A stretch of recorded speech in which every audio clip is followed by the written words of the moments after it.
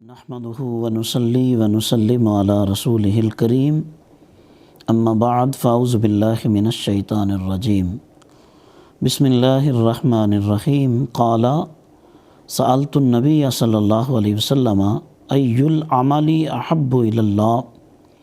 قال الصلاة على وقتها قال ثم ای قال ثم بر الوالدین قال ثم ای قال الجہاد فی سبیل اللہ قال حدثنی بہن لو استزدتہ لزادنی او کما قال صلی اللہ تعالی علیہ وبارک وسلم۔ محترم حاضرین و سامعین، آج کے اس درس میں صحیح بخاری کتاب الادب کے پہلے باب کی پہلی حدیث مبارکہ حضرت امام بخاری علیہ الرحمہ نے کتاب الادب میں جو پہلا باب قائم کیا ہے اس کا عنوان آپ رکھتے ہیں باب البر والصلۃ وقول اللہ تعالی ووصینا الانسان بوالدیہ حسنا۔ یہ سورہ عنکبوت کی آیت نمبر 8 ہے۔ یہ اور اس کے ساتھ البر والصلہ، اس کو امام بخاری علیہ الرحمہ نے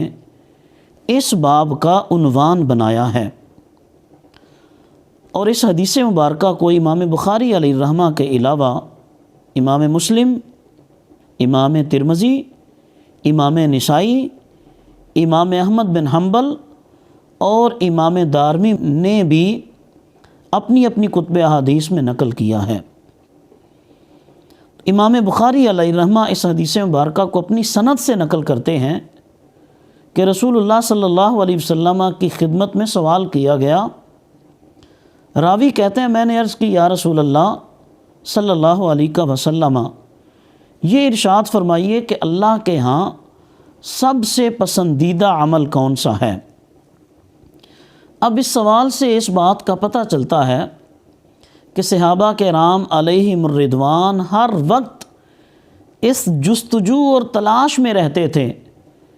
کہ کون سا عمل ہمیں اللہ تبارک و تعالیٰ کے قریب کرتا ہے، کس عمل کی وجہ سے ہمیں اللہ تبارک و تعالیٰ کی قربت حاصل ہوگی۔ تو گویا وہ اس جستجو اور تلاش میں ہوتے تھے ہمیں ایسے اعمال کا پتہ چلے کہ جن کے کرنے کے بعد ہمیں اللہ تبارک و تعالیٰ کا قرب حاصل ہو، رسول اللہ صلی اللہ تعالیٰ علیہ وسلم کی خوشنودی اور آپ کی رضا حاصل ہو۔ تو اسی شوق اور اسی ذوق کی بنا پر راوی کہتے ہیں میں نے حضور کی خدمت میں سوال کیا، اے آقا صلی اللہ تعالیٰ علیہ وسلم ارشاد فرمائیے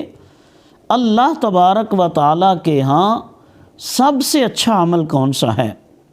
محبوب عمل کون سا ہے؟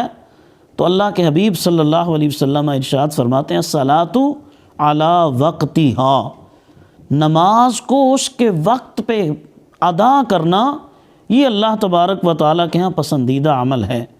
یہ محبوب عمل ہے۔ تو محترم حاضرین و سامعین، ہمیں اپنی اپنی نماز پڑھنے کی کیفیت کا جائزہ لینا چاہیے کہ بلا وجہ جو لوگ اب باتوں میں اپنا وقت ضائع کر دیتے ہیں، آخری وقت میں جا کر نماز پڑھتے ہیں، جماعت کا وقت گزار دیتے ہیں اور نماز کے ابتدائی وقت کو ضائع کر دیتے ہیں۔ الصلاۃ علی وقتہا، گویا کہ اگر کسی کو اللہ تبارک و تعالیٰ کی رضا مطلوب ہے، اللہ رب العزت کی خوشنودی مطلوب ہے، کسی کو اللہ تبارک و تعالیٰ کی بارگاہ میں قرب حاصل کرنا ہے، مقام تقرب حاصل کرنا ہے، تو اس کو چاہیے کہ نماز کو اس کے وقت پہ پڑھا کرے، نماز کے آداب کا خیال رکھ کے نماز کے فرائض، واجبات، تعدیل ارکان کا خیال رکھتے ہوئے نماز کو وقت پر ادا کرنا یہ اللہ تبارک و تعالیٰ کے قریب ہونے کا ایک ذریعہ ہے، اللہ کی محبت کے حصول کا ایک ذریعہ ہے۔ راوی کہتے ہیں میں نے عرض کی یا رسول اللہ پھر اس کے بعد کون سا عمل ہے؟ تو اللہ کے حبیب صلی اللہ علیہ وسلم ارشاد فرماتے ہیں بر الوالدین، ماں باپ کے ساتھ نیکی کرنا، حسن سلوک کرنا، ماں باپ کی خدمت میں لگے رہنا، ماں باپ کے ساتھ بھلائی کرتے رہنا، احسان کرتے رہنا، یہ ان لوگوں کے لیے لمحہ فکریہ ہے جو اپنے ماں باپ کو بوجھ سمجھنا شروع ہو جاتے ہیں، جو اپنے ماں باپ کو تنگ کرتے ہیں، اذیتیں پہنچاتے ہیں، ماں باپ کی بات نہیں مانتے، ماں باپ کے ساتھ حسن سلوک کا معاملہ نہیں کرتے، تو اللہ کے حبیب صلی اللہ علیہ وسلم ارشاد فرماتے ہیں بر الوالدین، ماں باپ کے ساتھ نیکی کرنا تمہیں اللہ کے قریب کر دیتا ہے، ماں باپ کے ساتھ نیکی کرنا تمہیں اللہ کا محبوب بنا دیتا ہے، ماں باپ کے ساتھ نیکی کرنا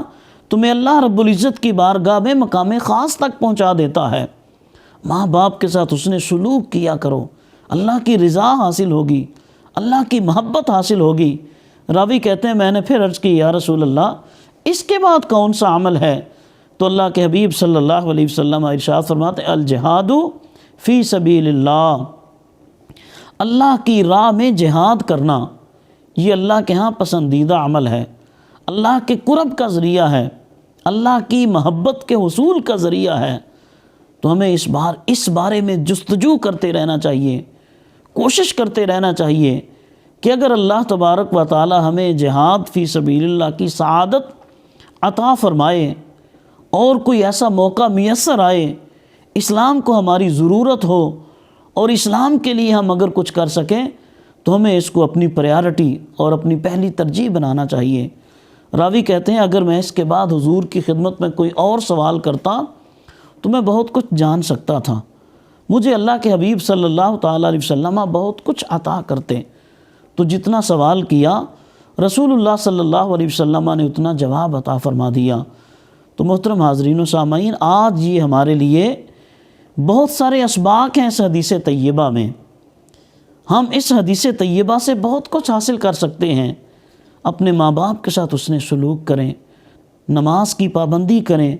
اور اگر جہاد کا وقت آئے تو اس سے پیچھے نہ ہٹیں۔ اللہ کریم ہم سب کو عمل کی توفیق عطا فرمائے۔ وآخر دعوانا ان الحمد للہ رب العالمین۔